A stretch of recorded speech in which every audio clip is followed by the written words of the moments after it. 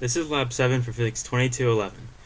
The problem of this lab is to find the mass of a black hole using VPython, given the position of a star as it orbits around the black hole. We are also given the mass of the star, the position of the black hole, and the time step for our model. The punchline to this joke is that given mass and change in position over time, we can find dp dt, the change in momentum over time.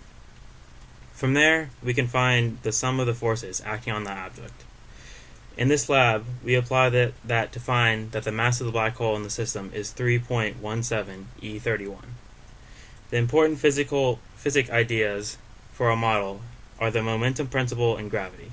The momentum principle is the main part because in this lab we find the main difference between Fnet and dp dt. Gravity is also important because it's the only force in our system. The data used to initialize the model is the mass of the star, the position of the black hole, and the time step. The positions of the star as it moves are loaded from a CSV file.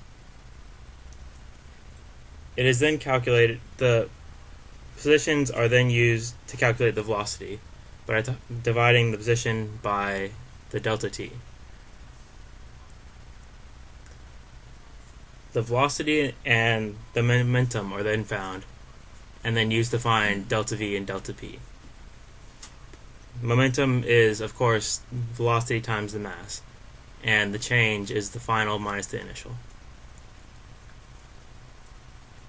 So using delta p over delta t, we find Fnet, and then from there we find our Fnet parallel and our Fnet perpendicular. And of course our dp dt parallel and our dp dt perpendicular. So if we look at our model,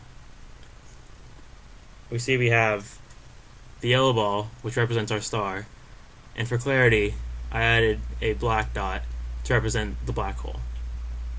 So the forces we have are Fnet parallel, Fnet perpendicular, and then Fnet, represented by the red arrow.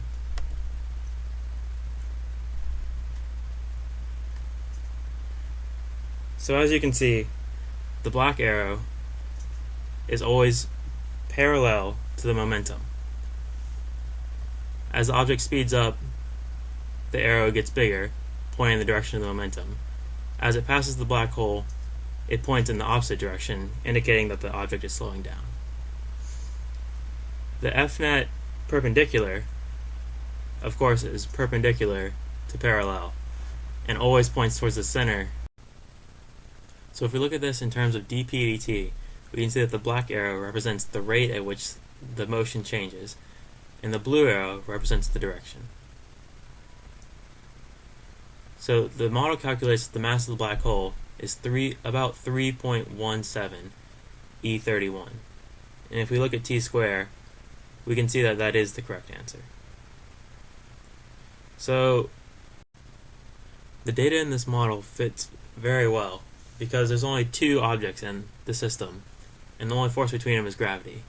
However, if there are other objects exerting forces on the system, say a flying spaghetti monster, or more realistically other stars, then the data would not fit the model very well because it wouldn't account for all forces acting on the system. So what does it mean? As I discussed earlier, there's a significant distinction between Fnet and dp dt. Fnet is the sum of all the forces acting on an object, while dp dt is an analysis of the motion of that object. What if? What if the black hole in our system was replaced by a different black hole at the same location and the motion of the object remains unchanged? Well, we know that since dp dt doesn't change, we know Fnet doesn't change. And by that logic, we can see that the mass of the black hole has to be the same, otherwise the force would be different.